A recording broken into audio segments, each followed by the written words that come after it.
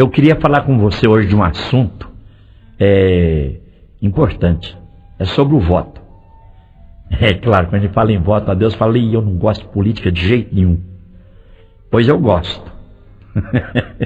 Política é bem feita, agora politicalha não dá, né? É triste. Eu queria falar sobre voto, mas é diferente. Eu queria falar sobre o voto que você faz a Deus.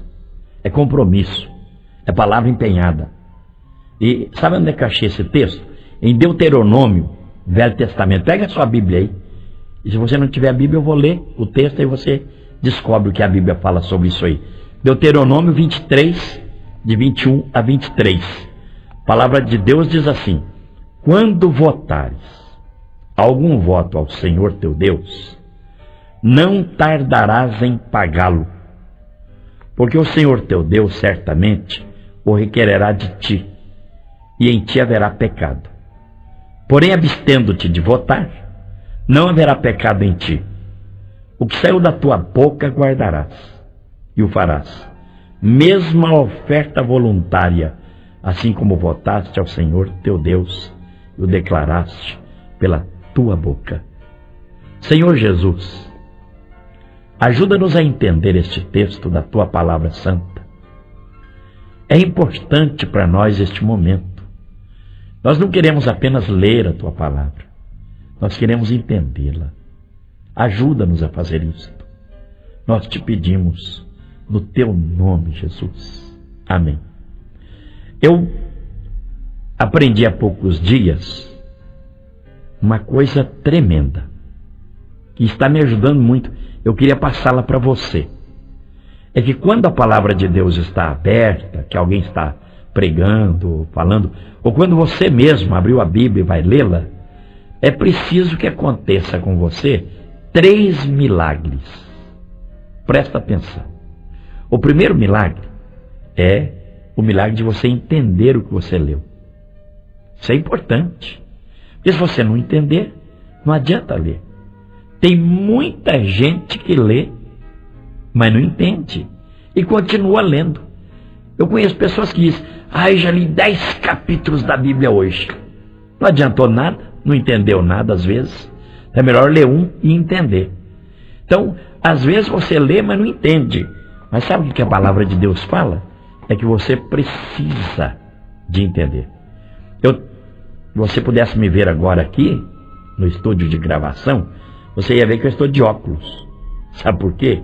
Se eu tirar o óculos, eu não leio nada. Então, eu preciso de um auxílio para ler. No caso, é o óculos. Mas para entender a palavra de Deus, é mais do que ler. Você tem de entender. Então, você precisa de um auxílio especial. E esse auxílio só pode vir de Deus mesmo. O Espírito Santo, que inspirou os homens a escrever a Bíblia, ele vem e te ilumina a mente de tal forma que você pode entender a palavra. Então, o primeiro milagre, você precisa de entender a palavra. Tem muita gente que compreende a palavra. Pessoas que têm facilidade em deduzir as coisas, mas não acreditam na palavra. Então não adianta nada. Se você ler a Bíblia, entender a Bíblia, mas não acreditar, não vai trazer para você nenhum resultado abençoador. Então veja, você precisa de 2 milagres já. O primeiro é de entender, e o segundo é de acreditar. Para você acreditar na palavra de Deus, você precisa do auxílio dele. Você precisa ter fé. E isso vem de Deus. Peça a Deus, ele te dá. Mas você precisa de mais um milagre. O terceiro é praticar a vontade de Deus. Então veja, entender, acreditar e praticar. Jesus diz, todo aquele que ouve a minha palavra e a pratica, compará-lo-ei ao homem sensato. Quer dizer, com senso. Um homem que sabe discernir. Sensato. Que foi fazer uma casa e a fez sobre uma rocha. A gente, quando é menino, passa assim por muitas experiências, não é? E às vezes a gente, por não entender as coisas, comete até erros. Eu me lembro de um hino que eu aprendi a cantar quando eu era menino, que falava da rocha firme e da areia frouxa. Então diz que o sábio fez a casa dele na rocha firme. Que veio chuva, e cresceram os rios, e sopraram os ventos, e a casa do sábio não caiu, porque ele estava sobre a rocha. Mas depois lá dizia do nécio, que fez a casa dele sobre a areia, na frouxa areia. Ele construiu a casa. Então vieram as chuvas, cresceram os rios, sopraram os ventos, bateram contra a casa e foi grande a sua ruína. Eu me lembro de um homem rico da minha igreja, aliás só tinha um. Minha igreja era pobre, a igreja pequena, mas tinha um homem rico. E ele tinha um carro, naquele tempo só ele tinha um carro, era verde, cor de abacate. São essas coisas que a gente grava quando é criança e que nunca mais se esquece. Pois esse carro verde, cor de abacate, era o carro mais bonito da cidade para mim. Eu era menino pobre, não andava nem de bicicleta, nem de velocípede, era só a pé. Então aquele homem chegava, parava o carrão dele assim perto da igreja, e eu ficava olhando o carro, vendo os meninos dele sair, tudo de meinha branca, que as meinhas bordadas. Gente, eu tinha uma vontade de ter meia branca bordadinha, que pezão rachado. Aquela meia durava só uma calçada, acho que furava tudo. Eu ficava doido para andar naquele automóvel. Eu ficava assim namorando o carro daquele homem. E um dia eu estava assim passando a mão no carro dele, de repente ele pegou no meu ombro e falou assim: tira a mão do carro, menino, vai estragar meu carro tudo. Eu levei um susto, eu só exerci o direito que eu tinha de chorar. Fui lá para o fundo da igreja, eu me lembro que eu chorei, e muito mal, apanhei uma raiva daquele homem da igreja. E eu gostava de cantar esse corinho, ou este hino, que falava da casa do nécio e da casa do sábio. Só que eu entendia que era a casa do Nércio. O seu Nércio era o homem que me xingou porque eu pus a mão no carro dele. Aí na hora de cantar aqui na frouxa areia, o Nércio construiu a sua casa. Eu achava bom cantar aquilo, que eu queria derrubar a casa do seu Nércio para descontar que ele mandou tirar a mão do carro dele. Vai na frouxa areia, o Nércio construiu a sua casa. E veio a chuva e cresceram os rios, sopraram os ventos, e a casa do Nércio tombou. Achar que bom demais, tombar a casa do Nércio. A gente aprende muita coisa errada, não é? Agora estou falando hoje com você dos votos. A gente precisa saber o que é isso. Então Deus quer fazer 3 milagres com você. Você vai entender a palavra, você vai acreditar na palavra, você vai praticar a palavra. Quem ouve a palavra, entende e não pratica, é nécio, é errado, que fez a casa sobre a areia.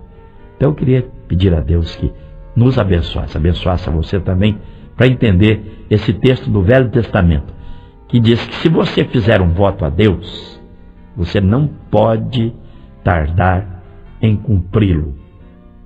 E diz também a palavra, se você não fizer voto a Deus, então você não estará em pecado.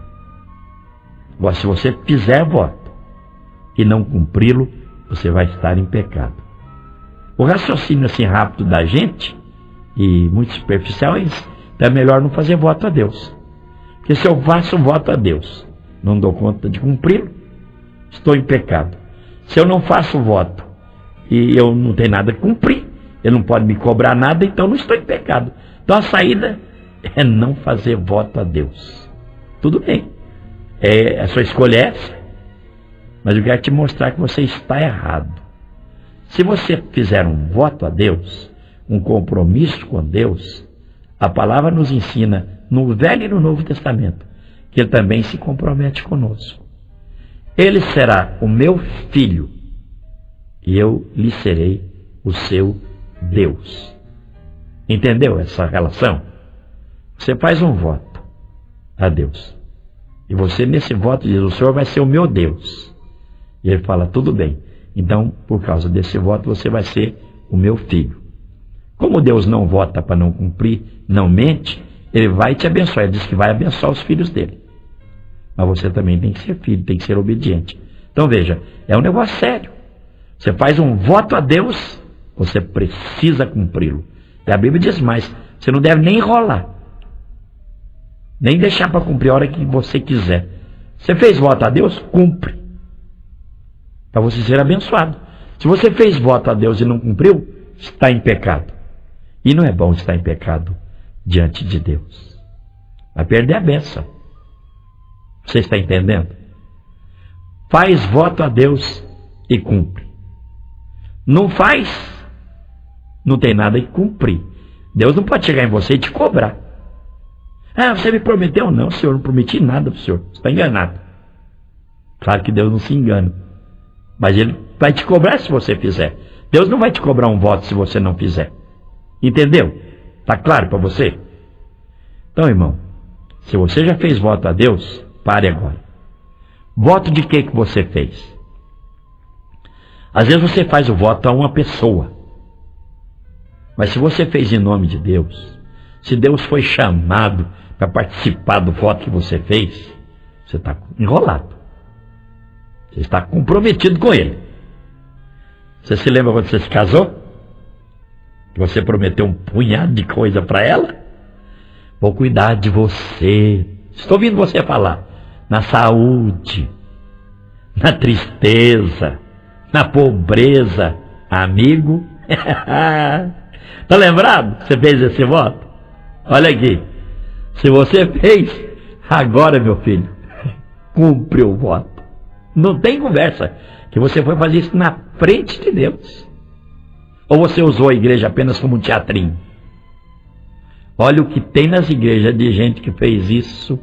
Meu Pai Celeste, eu tenho dó. Faz voto, mas não cumpre. Na saúde, fala assim com aquela voz, na saúde, olha para ela. É por isso que eu entendo agora que muita gente, quando vai casar, eu falo, vote para sua esposa e faça os votos para ela agora, os seus compromissos. A pessoa olha para mim, fala, eu prometo cuidar de você. Eu falo, de mim não. Olha para ela e faz o voto aí para ela. Então promete cumprir. Na saúde, primeira doencinha da mulher, você pula fora. Ai, mulher enjoada, chorona. Aí você vai embora e larga a coitadinha lá sofrendo. Que voto você fez? Na tristeza. Ah, você sabe que essa cara comprida aí, choramingando o dia inteiro, quer nem saber. Fica, escuta, participa da tristeza dela, cumpre o seu voto. Na riqueza e na saúde, na beleza e na feiura. A mulher ficou feia, você pula fora. Ficou gorda, está saindo. E o voto que você fez a Deus? Mas tem mulher também. O cara ficou barrigudão, ficou desajeitado, careca, não é? Só tem os heróis da resistência, são aqueles cabelinhos que ficam assim bem na ponta da cabeça. Ou então os paralamas do sucesso, né? Só tem aquelas duas beiradas, assim, as laterais. O resto está tudo liso, como o carro de alguns clientes que eu conheço, né? Pneu careca. Você fez voto a Deus? Cumpre. Vai cuidar da sua esposa, do seu esposo, na saúde, na doença, na riqueza, na pobreza, na enfermidade, na saúde. Faz. Vai cumprir agora. Votos de crente. Votos de servo de Deus. Votos de salvos. Você promete frequentar a igreja, assistir à igreja, fazer tudo para que haja unidade na igreja, trazer paz para a igreja. É isso que você tem praticado? Pensa um pouco nos votos que você fez um dia para Deus, na casa dele. Voto de cuidar dos meninos, de educá-los no caminho do Senhor, de ler a Bíblia com eles, por eles. Está lembrado do batizado dos seus filhos? Mentiroso. Mentirosa. Você fez voto, mas não cumpriu nenhum. Depois vem para o pastor. Ai, reverendo, eu não sei o que acontece lá em casa. Eu sei. Nunca fui lá, mas eu sei. É voto que você não cumpriu. Você está em pecado. Acorda, criatura. Para pensar. Por isso que eu disse para você, quando você vai ler a Bíblia, você tem 3 milagres. Entender o que você está lendo, acreditar no que você está lendo e praticar. Se você fez voto a Deus, cumpre. Voto de presbítero, ah, meu Deus do céu. O nego fica poderoso, mas os votos ele não cumpre. E voto de pastor? Na hora de votar, de receber a unção, que vai cuidar do rebanho, vai amar o rebanho, vai ter paciência com o rebanho, vai orar com o rebanho, vai alimentar o rebanho. O que diz a Bíblia? Tem pastor que, em vez de alimentar o rebanho, alimenta-se do rebanho, como o rebanho inteirinho, se deixar. Meu Deus do céu, onde é que está o voto, meu irmão? Voto de ungido, voto de pastor, voto de presbítero, voto de diácono, voto de marido, voto de esposa. Não é assim por aí.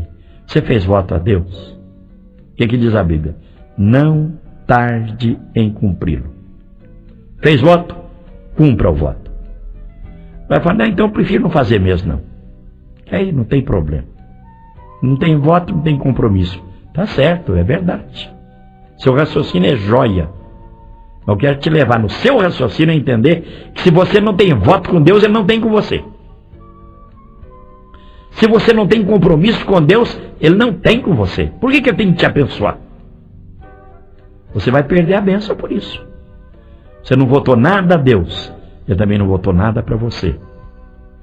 Quanta gente está nessa posição?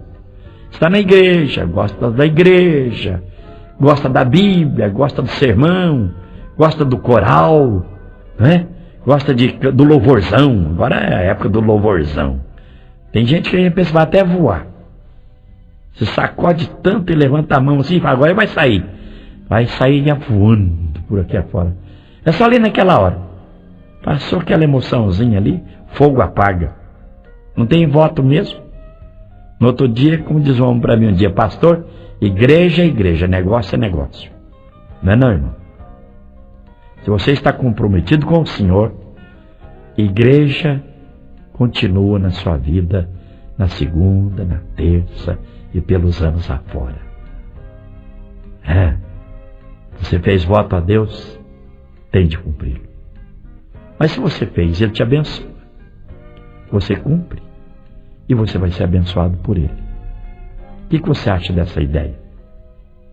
Pensa um pouquinho. Pensa no voto que você fez, ou nos votos que você fez. E se você não tem compromisso com Deus ainda, você só gosta das coisas espirituais, tem gente que gosta, tem gente que investe. Eu conheci um rapaz que queria dar o dízimo antes de ser batizado. Ele gostava demais da igreja, queria pagar 10%. Aliás, não é um clube tão caro, né? Aí tem clube cobrando bem mais aí, viu? Você tem que tirar fotografia, tem que ter carteirinha, né? Lá você tem que fazer despesa, lá no barzinho, né? Fica caro, hein? Tem gente que faz da igreja um clube, 10%. Não é assim, não. Fica na igreja, mas fica com voto, com compromisso. Se envolve. Veste a camisa. Faz voto a Deus. E cumpre o voto para ser abençoado, para receber o retorno, e Deus é bom para isso, hein? Você nunca vai conseguir dar a Deus o que Ele dá para você. Aliás, eu li um livro que diz assim: Deus não nos dá o que nós merecemos, mas Deus sempre nos deu o que nós não merecemos. De vez em quando você reclama, ai meu Deus, como é que foi acontecer isso comigo? Logo comigo. Pois é, acontece. E se Deus fosse te dar tudo que você merecia, talvez você não estivesse ouvindo essa fita agora. Mas Ele é tão bom, Ele é tão misericordioso, que Ele sempre nos dá muito mais do que nós pedimos e merecemos. Faça voto para Deus agora e cumpre os seus votos. Vou te fazer um convite, em nome de Jesus. Eu não sei onde é que você está ouvindo essa fita.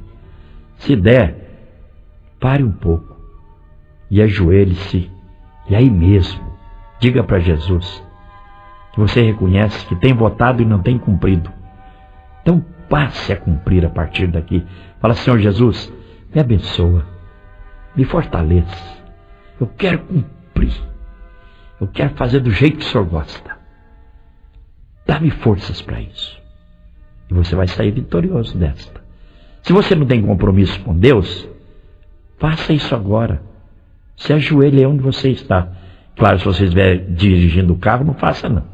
Encoste o carro aí num lugar, pare, tranquilo, não é? E faça voto a Deus.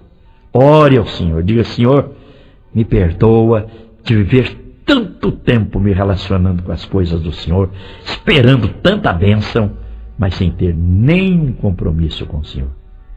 Eu quero ter compromisso.